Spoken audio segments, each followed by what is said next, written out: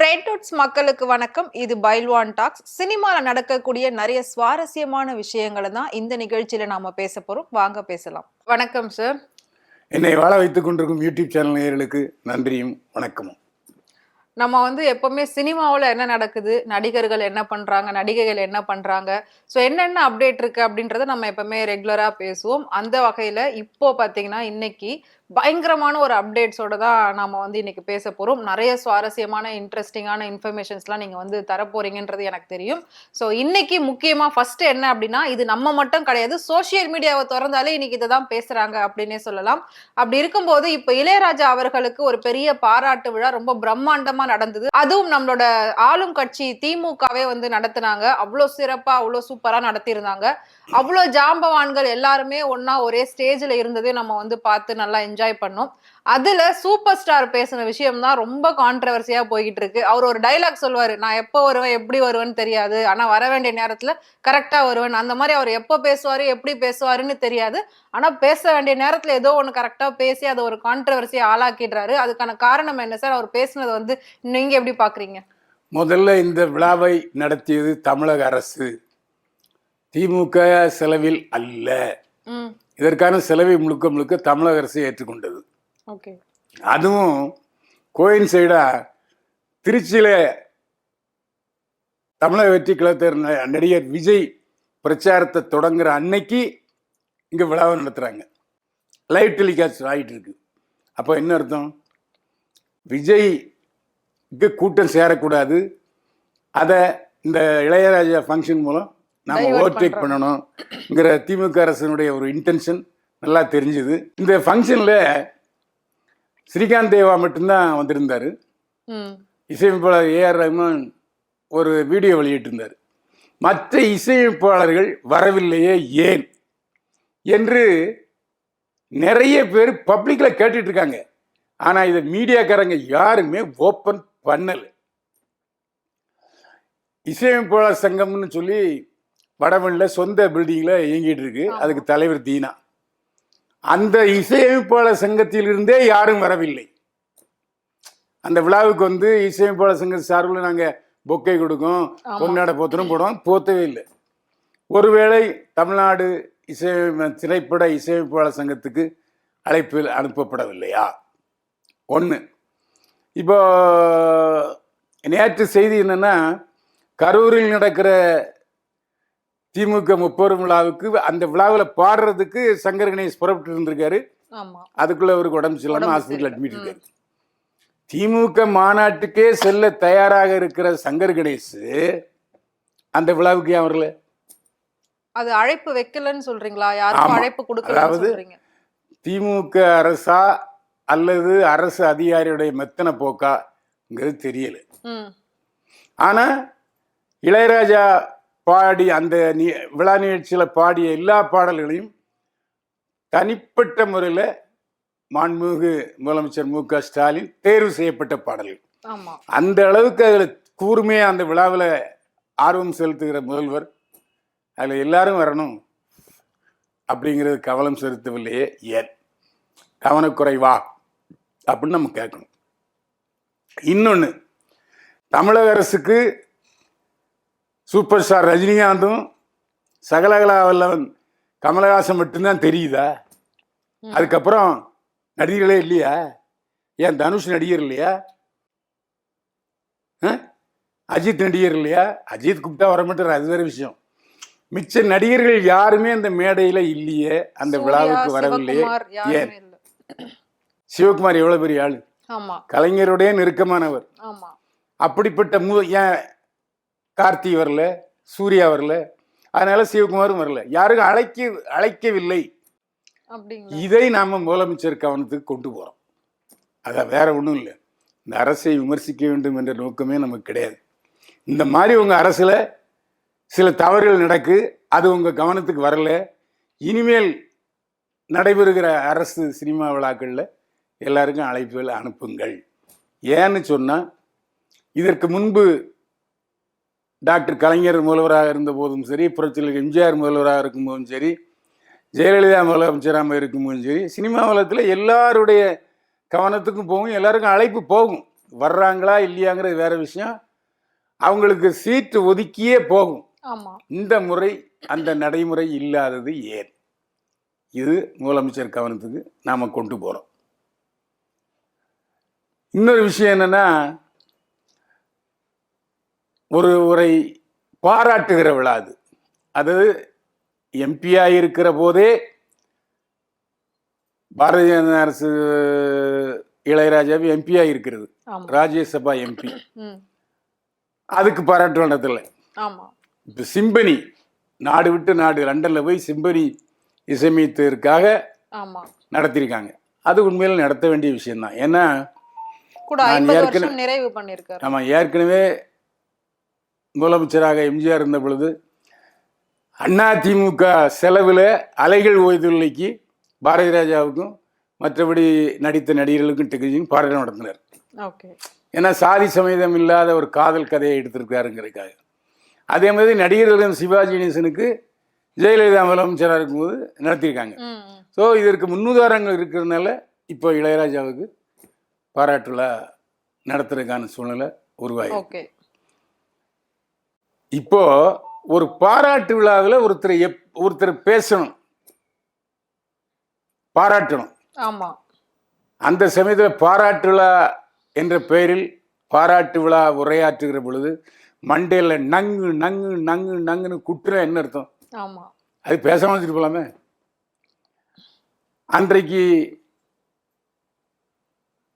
ரஜினிகாந்த் எதற்காக பேசினார் என்று தெரியவில்லை. ஆனால் தெரியுது. ஏன்னா அவர் படத்துக்கு மட்டும் அவருடைய பாடல்களை பயன்படுத்தி இருக்கு கேஸ் போடாமல் விட்டுட்டார் இளையராஜா. அஜித் படத்துக்கு கேஸ் போட்டிருக்காரு. அவங்க அட்டன் பண்ணல. இப்போ நீதிமன்ற அவமதிப்பு வழக்கம் வருது. அவங்கள மறுபடியும் அழைச்சி விசாரணை நடத்த போகிறாங்க. இளையராஜா தொகுத்த வழக்கில் உயர்நீதிமன்றம். எனக்கு ஒரு விஷயம் புரியல. ஏன்னா உங்கள் தொழிலில் இருக்காங்க, சினிமா தொழிலில் இருக்காங்க அதிபர்கள். உங்கள் பேரில் உள்ள ஒரு நல்ல நம்பிக்கையினால உங்கள் பாட்டை போட்டால் ஜனங்க வருவாங்க, ரசிப்பாங்க. அந்த மியூசிக் டைரக்டர் ஓவர்டேக் பண்ணி உங்களுக்கு கௌரவம் கொடுக்காங்க. அவங்க மேலே நீங்கள் கேஸ் போடுறீங்க. அது உங்கள் உரிமை. அது இளையராஜாவை பற்றி நான் தவறுன்னு சொல்ல மாட்டேன். ஆனால் அதே சமயத்தில் மூகாம்பிகைக்கு 7 கோடி ரூபாய்க்கு வைர நகைகள் கொடுத்துருக்காரு இளையராஜா. அந்த மூகாம்பிகை கோயிலுக்கு பற்றி ஒரு நம்பிக்கை உண்டு. அதாவது மூகாம்பிகை தெய்வம் மட்டும்தான் இழந்த புகழை மீட்டு தருவது. அதனாலதான் எம்ஜிஆர் ஆட்சி நீக்கப்பட்ட பிறகு தங்கவாளை கொண்டு கொடுத்தார். அந்த தங்கவாள் நாடோடி மன்னன் காலத்துல வெற்றி விழாவில் மதுரையில தங்கவாள் கொடுத்தாங்க புரட்சியாளர் எம்ஜிஆருக்கு, முதல்வராக இருந்தபோது. அதை கொண்டு போய் கொடுத்துட்டாரு மூகாம்பிகையில். என்ன அர்த்தத்துலன்னா மீண்டும் நான் ஆட்சிக்கு வர வேண்டும்ங்கிறதுக்காக. பல கோடீஸ்வரர்கள் தொழிலதிபர்கள் எல்லாருமே கொஞ்சம் லேக் ஆகிட்டு நஷ்டம் ஆகிட்டுன்னா மூகாம்பிகைக்கு போவாங்க.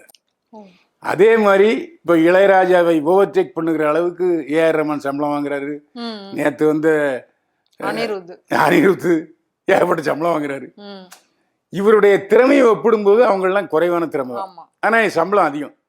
ஸோ மூகாம்பிகிட்ட போய் எனக்கு இழந்த புகழையும் இழந்த சம்பளத்தையும் மீட்டுத்தா சொல்றதுக்காக இளையராஜா போனாரா இல்லையாங்கிறது நமக்கு தெரியாது.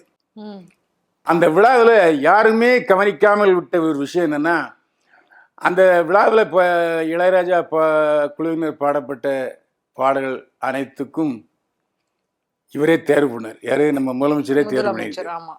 ஆனால் அவர் இதுக்கு முன்னால் இளையராஜா இசை நிகழ்ச்சியை பார்த்துருக்காரா இல்லையாங்கிற நமக்கு தெரியாது. உங்களுக்கு தெரியும், இதுவரை இளையராஜா நடத்திய எல்லா இசை நிகழ்ச்சிகளிலும் அந்த தாய் மூகாம்பிய படத்துல வர்ற ஜெகம் நீ ஜனனி ஜனனி அந்த பாட்டு போட்டுட்டு தான் அடுத்த பாட்டு தங்குவார். கடவுள் வாழ்த்து அவருக்கு அதுதான். அதுக்கு ஒரு பிளாஷ்பேக் உண்டு, நிறைய பேருக்கு தெரியாது. இதை அந்த சமயத்துல புரட்சி தலைவர் சம்பந்தியும் மிகப்பெரிய டைரக்டருமான இறையருள் இயக்குனர் கே சங்கர் தான் இந்த தாய் மூகாம்பிய படத்தை எழுதி இயக்கியவர். அப்பா அவர் சொல்லியிருக்காரு, இந்த ஜனனி பாட்டை யார் பாடுறா அப்படின்னு முதல்வராக இருந்த எம்ஜிஆர் கேட்குறாரு. அப்போ இவர் சொல்லியிருக்காரு, குன்னுக்குடி வைத்தினான்னு, இல்லாட்டி இந்த பெங்களூருக்காரர் ஒருத்தர் இருக்கார்ல பாலமுரளி சாதா, அவர் பாட வைக்க போகிறேன்னு. இல்லை இல்லை, இளையராஜாவை பாட வைங்க, அதுக்கு ஒரு அர்த்தம் இருக்குது அப்படின்னு சொல்லியிருக்காரு. அந்த அர்த்தம் நேயர்களுக்கு புரியும். உடனே எம்ஜிஆர் வேண்டுகோளுக்கு இணங்க அந்த பாட்டை இளையராஜா விட்டு பாட வச்சிருக்காரு சங்கர். அந்த பாட்டு கேட்காதவங்களே கிடையாது. அவ்வளோ ஒரு மெலோடியாக ஒரு இறை, அந்த பாட்டு கேட்கும்போதே மூகாம்பியை பார்க்குற மாதிரி ஒரு உணர்வு வரும். இது என்னுடைய அனுபவம் கூட.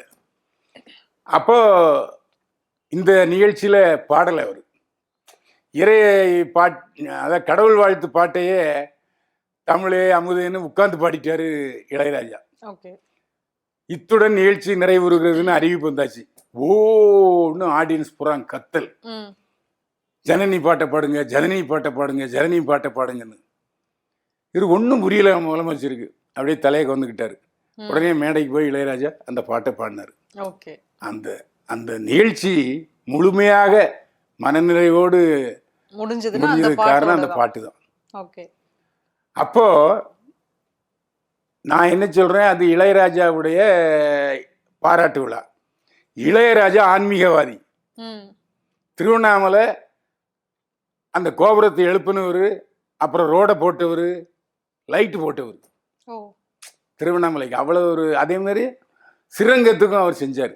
இளையராஜா அப்படி வெளியாட்களுக்கு 10 பைசா கொடுக்க மாட்டார், பத்திரிகையாளர்களுக்கு 10 பைசா கொடுக்க மாட்டார் எனக்கு தெரிஞ்சு.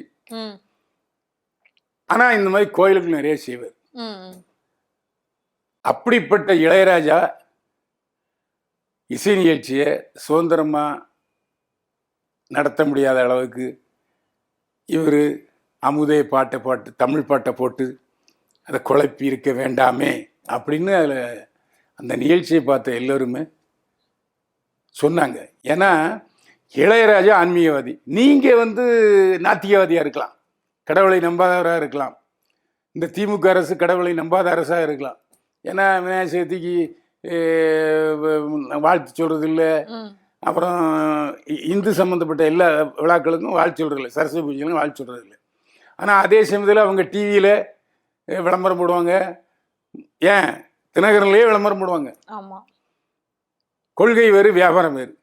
அப்படிப்பட்ட சூழ்நிலையில் இளையராஜா ஆன்மீகவாதிங்கும் போது அவருக்கு பாராட்டு நடக்கும்போது அவருடைய ஆன்மீகத்தையும் ஏற்றுக்கொண்டிருக்க வேண்டும் இந்த அரசு. ஏன் அப்படி பண்ணாங்க? இப்படி நிறைய பேர் கேள்வி கேட்க துடிக்கிறார்கள், வெளியே சொல்ல மாட்டேங்கிறாங்க. பயம். எதுக்காக அந்த பயம்னு எனக்கு தெரியாது. நம்ம அப்படி இல்லை, மீடியா. அதாவது இந்த அரசுக்கு சில விஷயங்களை நாம் காதில் போட வேண்டும் என்ற ஒரு நல்ல நோக்கத்துக்காக தான் இதை சொல்லியிருக்கேன், வேறு ஒன்றுக்கும் காரணம் இல்லை. அதுலேயே நீங்கள் அந்த ப்ரோக்ராம் லைவாக போய் பார்த்தீங்க. பசங்களுக்கு ரொம்ப நான் டைம் ஸ்பெண்ட் பண்ணதில்லை, அதனால தான் இவ்வளோ அளவுக்கு சாதிச்சிருக்கேன் அப்படின்னு சொன்னார். அது எப்படி இருந்தது அந்த இடத்துல? இல்லை, அவர் மட்டும் இல்லை, இது நடிகர்கள் சிவாஜி கணேசனே சொல்லியிருக்காரு. என் பசங்க என்ன படிக்கிறாங்க, பாஸ் பண்ணாங்களா ஃபெயில் ஆனாங்களாங்கிறதே எனக்கு தெரியாது. என் பசங்க 3 பேர்ட்டையுமே நான் அந்யோன்யமாக பழகுனது கிடையாது. அது என்ன காரணம்னா, சிவாஜி கணேசன் நடிப்பையே கடவுளை நினைச்சார். அவர் தெரிஞ்சது காலையில் எழுந்துச்சு நேராக ஷூட்டிங் போனாரா, நடிச்சாரா, வீட்டுக்கு வந்தாரா, அப்படித்தான் அவருடைய லைஃப். அதே மாதிரி இளையராஜாவும் காலையில் 4:30 மணிக்கு எழுந்து ஒரு 6 மணிக்கெலாம் நேராக அது பிரசாத் ஸ்டூடியோ இசை அமைப்பு கூடமாக இருந்தாலும் சரி, ஏவிஎம் இசை அமைப்பு கூடமாக இருந்தாலும் சரி, இப்போ வந்திருக்கிற எம்எம் தியேட்டர் இசைக்கு இளையராஜா இசை அமைப்பு கூடமாக இருந்தாலும் சரி, நேராக விட்டு அங்கே வந்துடுவார். சாப்பாடெல்லாம் அங்கே தான் போகும். அப்புறம் நைட்டு முடிஞ்சு வருவார். அதாவது ஒரு காலகட்டத்தில் 4 இடத்துல இளையராஜா இசையமைப்பு நடக்கும். ஏன்னா கங்கை மரோட்டத்தில் சூப்பர்வைஸ் பண்ணிட்டு இருப்பார், இன்னொருத்தர் சூப்பர்வைஸ் பண்ணிட்டு இருப்பார். அப்படி அதிகமான படங்களை இசையமைத்த இளையராஜா தான். அந்த ஒரு தியாகத்தை செஞ்சதுனால தான் இன்னைக்கு இளையராஜாவை போற்றுறோம், பாராட்டுறோம். அவர் தன்னுடைய குடும்பம் குட்டின்னு நினச்சிக்கிட்டு இருந்தாருன்னா நாம் இப்படி பாடல்கள் நல்ல பாடல்கள் அவர் கொடுத்துருப்பாரா? இதே அவர் சொல்கிறார். அதாவது பெரிய பெரிய ஜாம்பவான்கள்லாம் இப்படித்தான். தொழிலை நேசிக்கிறவங்க குடும்பத்தை கவனிக்க தவறிடுவாங்க. ஆமா. அது குற்றமா நம்ம சொல்ல முடியாது. ஆனா அவருக்கு இப்போ அந்த உணர்வு தோன்றி இருக்கலாம். ஏன்னா அது அதாவது கார்த்திக் ராஜா இசையமைப்பாளர் ஆனதும் இளையராஜாவுக்கு அவ்வளவு இதாரு. யுவன் சங்கர் ராஜா வேற ரூட்ல எடுத்துட்டு போயிட்டாரு. ஆமா. இளையராஜாவிலிருந்து வேற ரூட் அடுத்த கட்டத்துக்கு போயிட்டார், யூத்து போயிட்டாரு. அதேமாரி அவர் பொண்ணு பாடிக்கிட்டு இருந்துச்சு. பாவம் அவர் அந்த பொண்ணுக்கு இருக்கிற நோய் தெரியாமலே இளையராஜா இருந்துட்டார், அந்த பொண்ணு இறந்து போச்சு. ஸோ அந்த சோகம்லாம் இப்போ தானே தெரியும். 80 வயசு ஆகிப்போச்சு. இப்போ தான் அப்படி ஃப்ளாஷ்பேக்கில் கொஞ்சம் யோசிச்சாங்கன்னா எவ்வளவு இழந்திருக்காரு அப்படிங்கிறது தெரியும். ஓகே. அந்த இழப்பீட்டுக்கு நாம் ஒன்றும் செய்ய முடியாது. ஓகே. ஸோ இப்போ நீங்கள் பிரசாந்த் ஸ்டுடியோ அப்படின்னு சொல்லி ஒரு விஷயம் சொன்னீங்க. அது எனக்கு இன்னொன்று கேட்கணும். அதில் சூப்பர் ஸ்டார் வந்து ஒரு விஷயம் பேசியிருந்தாரு. அங்கே வந்து மியூசிக் பண்ணக்கூடாதுன்னு ஸ்டாப் பண்ணிட்டாங்க. உடனே ஒரு கிளம்பி போய் ஆப்போசிட்லேயே ஒரு மியூசிக் ஸ்டுடியோ ஆரம்பித்து அங்கே பண்ணார். அதுக்கப்புறம் இனி என் பாட்டுக்கெல்லாம் வந்து யார் யாரெல்லாம் யூஸ் பண்ணுறீங்களோ அப்போ அதுதான் தடைய வந்ததுக்கு வந்து காரணமாக இருந்தது. அது உண்மையா சார்? இப்போ இவர் வந்து நோட்டீஸ் எல்லாம் அனுப்புறாருல, இவர் பாட்டு யூஸ் பண்ணால் அதுக்கு காரணம் வந்து அங்கே அவமானப்படுத்தப்பட்டது தானா? அதாவது பிரசாத் ஸ்டுடியோ வந்து அந்த சம்பவத்தை நாங்கள் கேட்டோம் பிரசாத் ஸ்டுடியோ நிறுவனத்தில். அப்போ அவர் சொன்னாங்க 3 வருஷமாக அவர் வாடகையே கொடுக்கலீங்க. நான் அதை கூட வற்புறுத்தலை. இப்போ எங்களுக்கு வேற அந்த இடத்துல வேற மாடிஃபை பண்ண போகிறோம், காலி பண்ண சொல்கிறோம், காலி பண்ண மாட்டேன்ட்டாரு. இங்கும்போது இளையராஜா மேலே உள்ள குற்றம் இருக்குது. ஆனால் அந்த சமயத்தில் முன்னுக்கு வந்தது பாரதி ராஜா மட்டும்தான் வந்தார். அதாவது எதிர்த்து அந்த கேட்டில் போராட்டம் பண்ணார். அப்போ இருந்திருக்கலாம் இளையராஜாவுக்கு. நாம் எத்தனை பேருக்கு இசையமைச்சு கொடுத்தோம், ஒரு வேலாச்சும் பிரசாத் ஸ்டுடியோ வாசலில் வந்து நமக்காக குரல் கொடுக்கலையேங்கிற ஒரு குறை ஆதங்கம் இருக்கிறதுல நியாயம்தான். நானாக இருந்தால் கூட அது இருக்குதான் செய்யும். அதனால் இது தப்பு இல்லை. நம்மளை அந்த ஒரு இக்கட்டான சூழ்நிலையில் நமக்கு நான் உதவி செய்த தயாரிப்பாளர்கள் யாரும் நமக்கு உதவிக்கரம் கொடுக்க முன்னோர்களையே அப்படிங்கிற வருத்தம் இளையராஜாவுக்கு இருந்திருக்கலாம். அதன் காரணமாகவும் அவர் இந்த மாதிரி தன்னுடைய காப்பிரைட்ஸ் வாங்கி வச்சிருக்காரு. முதல்ல எத்தனையோ ஜாம்பான் இசை ஜாம்பான் இருந்தாங்க. அதை முதல்ல ஒரு கமர்ஷியலா நான் என்னுடைய இசையமைப்பு எனக்கு இது வந்து வெளிநாட்டில் இருக்கு, ஹாலிவுட்ல இருக்கு. ஆனா முதல்ல தமிழ் இசையமைப்பாளர்கள் அவர் தான் அந்த உரிமையை வாங்கினார், காப்பிரைட்ஸ் வாங்கினவர். தயாரிப்பாளர்களுக்குள்ள அது இல்லை அப்படின்ட்டு கொடுத்துருக்காங்க. அதுக்கப்புறம் கோர்ட்டுக்கு போனாங்க. அப்புறம் சிலருக்கு ஆனால் அதே சமயத்தில் இளையராஜா வந்து நிறைய தயாரிப்பாளர்களுக்கு இலவசமாக போட்டு கொடுத்துருக்காரு. அதையும் பலர் சொல்லியிருக்காங்க. அதாவது இளையராஜாவுடைய 4 பாட்டு வாங்கிட்டு வந்து அதுக்கு ஏற்றாற் போல கதை திரைக்கதை வசனம் எழுதி படம் எடுத்து வெற்றி பெற்றவர்கள்லாம் இருக்காங்க.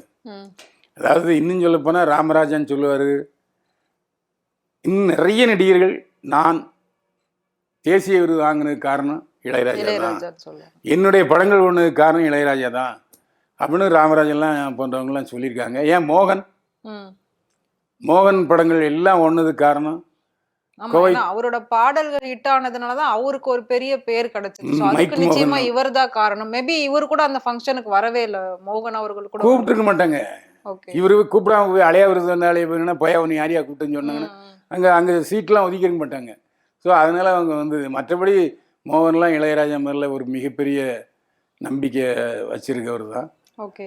ஸோ நீங்கள் சொல்கிறத வச்சு பார்க்கும்போது தமிழக வெற்றி கழகத்தோட அந்த பிரச்சாரத்தை வந்து திசை திருப்பணும் அப்படின்றதுக்காக தான் அவசரமாக ஒருவேளை இந்த ஃபங்க்ஷனை பண்ணியிருந்தாங்களோ, அதே டேட்டு அதே டைமிங்க்கு இருக்கலாம். இப்போ நம்ம பார்வைக்கு அப்படி தெரியுதில்ல. அதாவது எசகு பிசகா எதிர்பார்க்காம ரெண்டும் ஒரே நாளில் வந்திருக்கலாம். ஆனால் இப்போ பார்வையாளராக நம்ம ஒரு பத்திரிகையாளராக மீடியா பார்வையாளராக அங்கே திருச்சியில் அவர் வந்து பிரச்சாரம் தொடங்குறாரு. இங்கே அதே நாள் இளையராஜா இது அப்படிங்கும்போது கொஞ்சம் லைவ் அடிச்சா போகக்கூடிய ஒரு ப்ரோக்ராம். அதனால் அது ஆனால் அது பாதிக்கலை தமிழக வெற்றி கழக தலைவர் விஜயோட பிரச்சாரத்தை. கூட்டம் சரியான கூட்டம். அதில் என்ன காரணம்னா அதில் இன்னும் சொன்னோம் உடனே எல்லாரும் ஓட்டு போட்டுருவாங்களான்னா அதுவும் நான் ஒத்துக்க மாட்டேன். ஏன்னா வடிவேலுக்கு வராத கூட்டமா விஜய்க்கு வந்துச்சு இல்லை.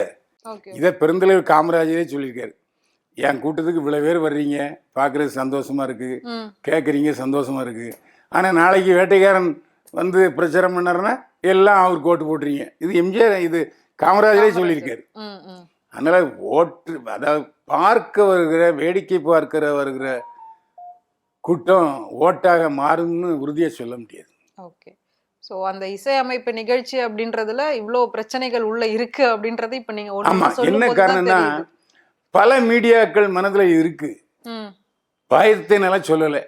நமக்கு பயம் கிடையாது, வழியில பயம் கிடையாது, மடியில கனம் கிடையாது, சொல்லிட்டோம். ஸோ இளையராஜா அவர்களுக்கு நடந்த அந்த பாராட்டு விழாவில் நிறைய பிரச்சனைகள் நடந்தது அப்படின்னு சொல்லி நம்ம தொடர்ந்து பேசிக்கிட்டு இருக்கோம். முக்கியமா நான் சொன்ன மாதிரி சூப்பர் ஸ்டாரோட பேச்சு தான் பெரிய கான்ட்ரவர்சியா போச்சு.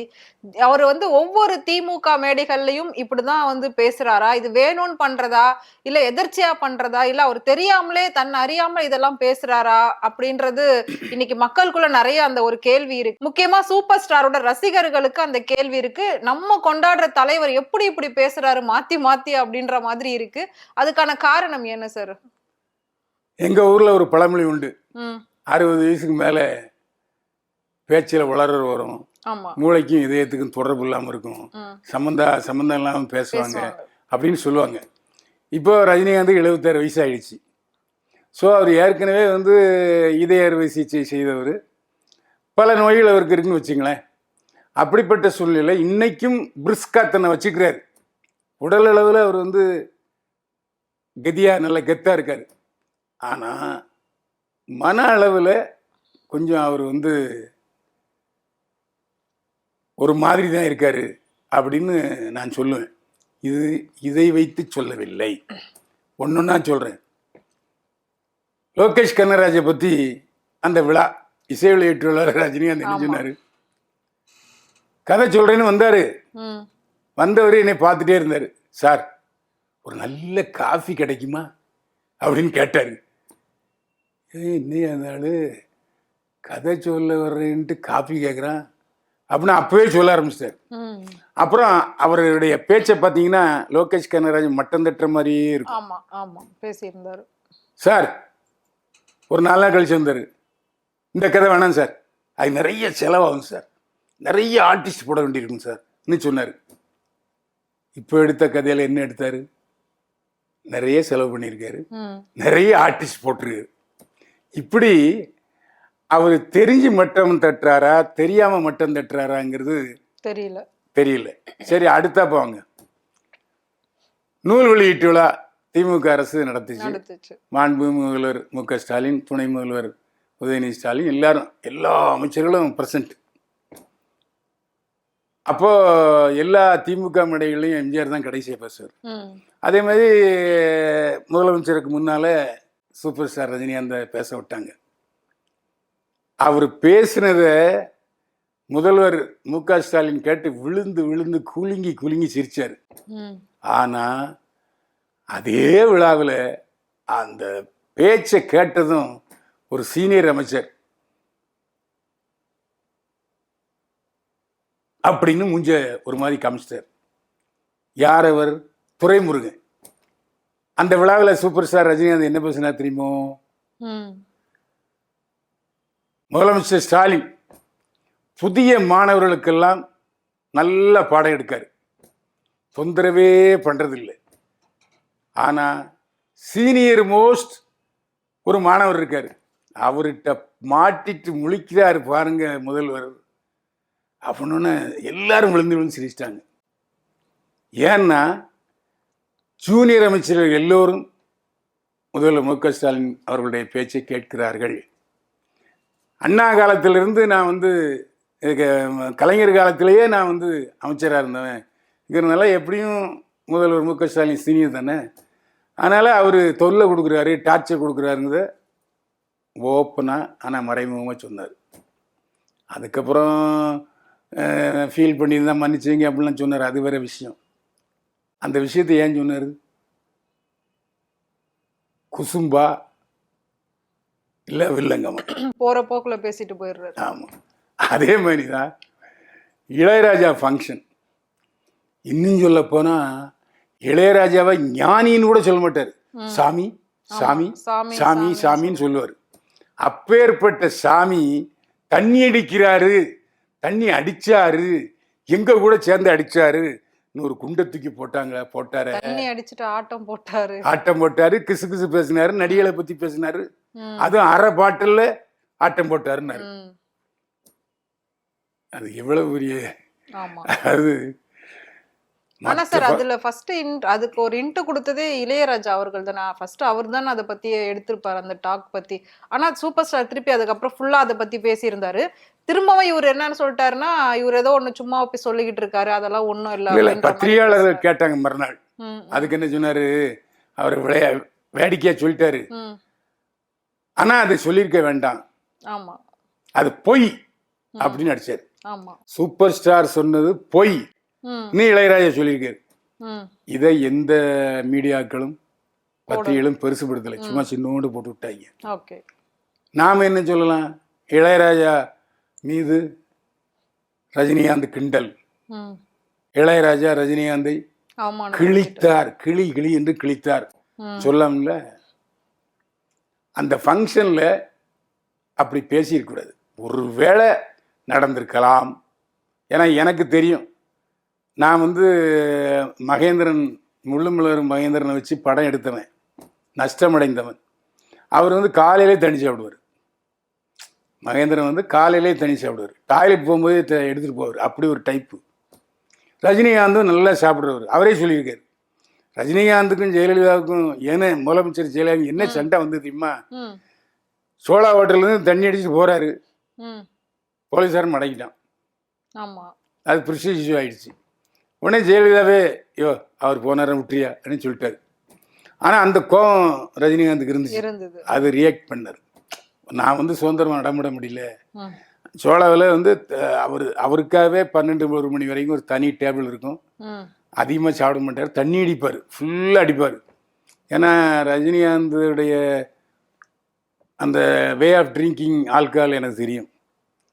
சைடிஷே இல்லாமல் சாப்பிடக்கூடிய ஆள் ரஜினிகாந்த் ஆரம்ப காலத்தில்.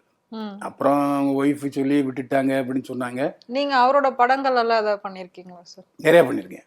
அப்போ அவரை நீங்க மீட் பண்ணிருப்பீங்க, அப்போ எப்படி இருப்பாரு? அவரே எங்களுக்கு தண்ணி விருந்து கொடுத்தாருங்க. அப்படிங்களா? அதாவது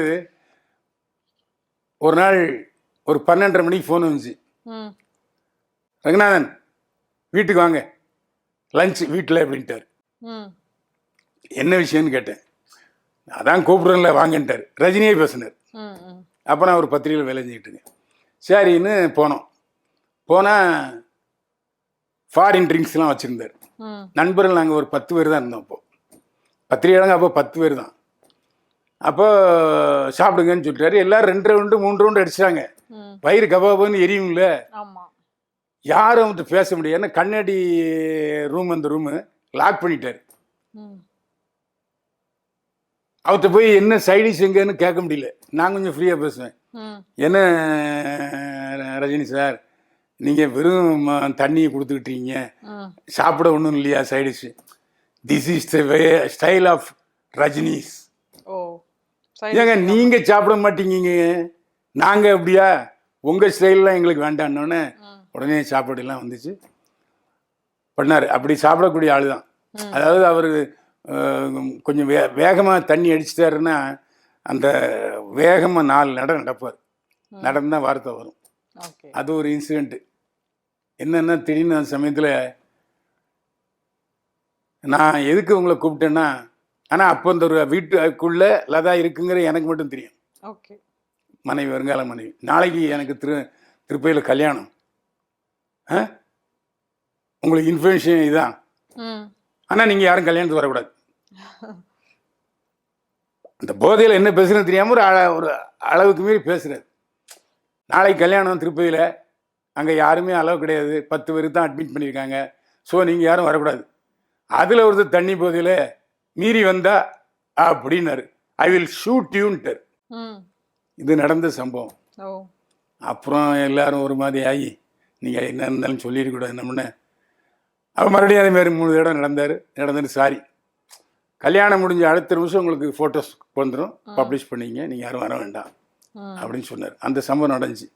எனக்கு கொஞ்சம் ரஜினியோட நெருக்கமான பழக்கம் உண்டு. ஏன்னா அவர் ஜேபிஆர் வீட்டு மாடியில் வாடகைக்கு இருந்தார். ஜேபிஆர் வீட்டு பக்கத்து மாடியில் இருந்தார். நாம் ஜேபிஆர் வீட்டுக்கு போவேன், அவர் அங்கே இருக்க தெரியும். அது நிறைய சம்பவங்கள், ரஜினிக்குன்னு ஒரு எபிசோடு ஒன்று பேசிக்கலாம். என்ன, அதாவது யாருமே ரஜினிகிட்ட அப்போ அப்பாயின்மெண்ட் வாங்காத சூழ்நிலையில் கோவை தம்பி ஒருத்தர் ஒரு விஐபியை பார்க்கணுங்கிறத என்கிட்ட கேட்டார். அவர் யாருன்னா இந்தியன் பேங்க்கு சேர்மன். அவர் பார்க்கணுன்னாரு. உடனே நான் தான் அவர்கிட்ட சொன்னேன், கூப்பிட்டு வாங்கன்னாரு. கூப்பிட்டு வந்து ஃபோட்டோலாம் எடுத்தோம். அப்படி ஒரு நேர்மையான ஆள், எங்கே பார்த்தாலும் பேசாமல் எடுக்க மாட்டார். அப்படிப்பட்டவர் அந்த சூழ்நிலையில் அன்னைக்கு பேசுகிற ஞாபகம் எனக்கு வந்துச்சு. அதே மாதிரி இன்னைக்கு பேசிவிட்டாரு இளையராஜாவை அப்படிங்கிறது. அது நடந்திருக்குங்கிறது எனக்கு தெரியும். அவர் பொய் சொல்லலை. ஏன்னா மகேந்திரன் தண்ணி அடிக்கவர், ரஜினிகாந்த் தண்ணி அடிக்கவர், ஜானி வந்து நைட்டில் ஷூட்டிங் நடந்தது. அப்போ இளையராஜா, நீங்கள் ஜானி படத்தில் எல்லா பாடலுமே சூப்பர் ஹிட். நீங்கள் அந்த பாட்டு அவரோட கேட்டு பாருங்க. அவ்வளவு அந்த படம் கதையும் ஒரு வித்தியாசமான கதை, பாடல்களும் அவ்வளவு நல்ல பாடல்கள். அதனால் சரி, மகேந்திரன், இளையராஜா, பாரதி ராஜாலாம் ஒரே டைப்பு. அப்போ அவர் பீர் சாப்பிட்றக்கூடிய வாய்ப்பு இருக்கு. ஆனால் எப்போவுமே இந்த பித்த உடம்புக்கு தூக்கிடும். அது அந்த பீர் வந்து பித்த உடம்பு, சல்லுன்னு ராஜாவை தூக்கிடுச்சுன்னு தெரியல. அதனால நடந்திருக்கலாம், அதில் எந்த சந்தேகம் இல்லை. அந்த விழாவில் அதை சொல்லியிருக்க வேண்டாம். ஏன்னா அது ஒரு பரபரப்பான பேச்சா இருக்குமே ஒழிய பாராட்டு பேச்சாக இல்லை. அதான் உண்மை. ஸோ இந்த விஷயம் தான் எல்லாருமே பேசிட்டு இருந்தாங்க. பட் அதுக்கான காரணம் என்ன அப்படின்றது தான் இப்போ நீங்கள் வந்து விளக்கமாக சொல்லியிருக்கீங்க. Thank you sir. ஸோ நம்ம எல்லாருமே சோஷியல் மீடியாவில் அதிகமாக பார்க்கப்பட்ட விஷயம் இளையராஜாவுடைய அந்த பாராட்டு விழா தான். ஸோ அதில் நிறைய விஷயங்கள், நிறைய சம்பவங்கள் நடந்தது. அதெல்லாம் என்ன ஏதுன்னு புரியாமல் கண்டிப்பாக இருந்திருப்பீங்க. ஸோ இது மூலயமா எல்லாமே வந்து உங்களுக்கு புரிஞ்சிருக்கும் அப்படின்னு நினைக்கிறேன். ஸோ இதே மாதிரி இன்னொரு நிகழ்ச்சியில் நான் உங்களை சந்திக்கிறேன். அது வரைக்கும் உங்களிடமிருந்து விடைபெறுவது உங்கள் நிரோஷா.